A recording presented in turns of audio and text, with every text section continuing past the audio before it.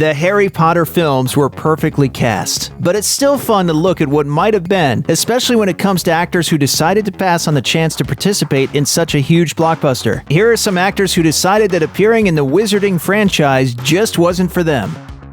Ian McKellen is a legendary actor, so it makes sense that his name came up to replace Richard Harris as Dumbledore in the wake of Harris' tragic death following the second film. However, McKellen turned down the role because he thought it would have been inappropriate. As he explained, "People say to me, 'Don't you wish you'd played Dumbledore?' I say no. I played Gandalf, the original. There was a question as to whether I might take over from Richard Harris, but seeing as one of the last things he did publicly was say what a dreadful actor he thought I was, it would not have been appropriate for me to take over his part. It would have been unfair." He played Dumbledore, of course, the wizard. I played the real wizard. Although Michael Gambon eventually took over the role for the rest of the series, McKellen still gets confused for the character. He told The Telegraph in 2013, "The other day there were 100 people outside the theater who wanted autographs. Just as I did the last one, a woman grasped my hand and said, 'It's so wonderful to meet Dumbledore in person.' I blew her a kiss and got into my car."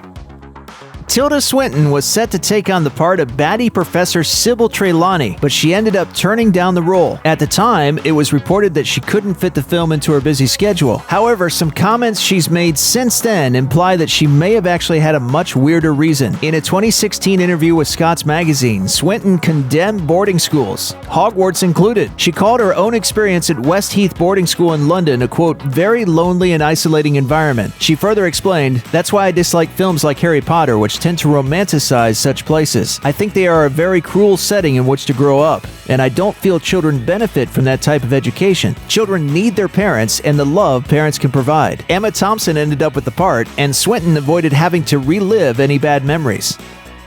Hugh Grant was reportedly so prepared to play the role of pompous Defense Against the Dark Arts professor Gilderoy Lockhart in Harry Potter and the Chamber of Secrets that he went ahead and dyed his hair blonde. However, he ended up backing out to star in the romantic comedy 2 Weeks' Notice. However, Chamber of Secrets director Christopher Columbus contested these reports, claiming that he had never spoken to the actor about doing the film. Regardless of what Grant was or wasn't offered, the part ended up going to Kenneth Branagh, who brought his standard level of gusto to the performance.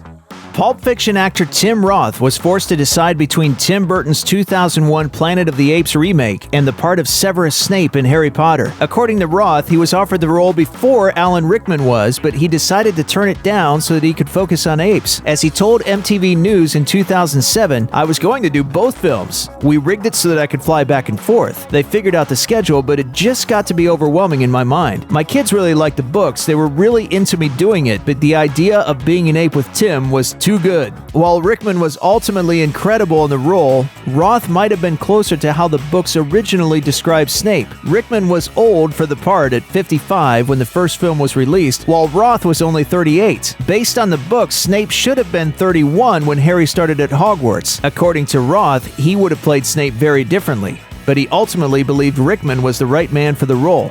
I didn't want my life to be franchised.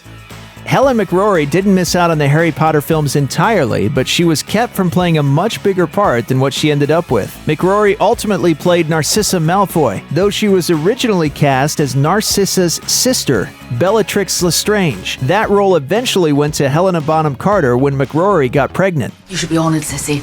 As should Draco."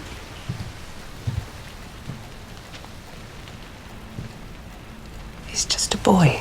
As McCrory told Parade in 2011, "I got pregnant with my first child, and insurance wouldn't cover pregnant witches. It was lovely that they invited me back and wanted me to be a part of it somehow." This begs the question, what are the maternity leave policies at Hogwarts and the rest of the wizarding world? Fans started pushing for author J.K. Rowling to appear in the Harry Potter films as soon as they were announced, but the writer says she's better off behind the camera. Rowling told the Sunday Mail that producers offered her the chance to play Harry's mom, Lily, but she ultimately turned them down. As she put it, "I really am not cut out to be an actress, even one who just has to stand and wave. I would have messed it up somehow." While Geraldine Somerville did a great job as Lily, we're sure fans would have loved Rowling in the part too, even if she did mess it up. It would have been a thrill to see a beloved author do a cameo. Check out one of our newest videos right here. Plus, even more Looper videos about your favorite stuff are coming soon. Subscribe to our YouTube channel and hit the bell so you don't miss a single one.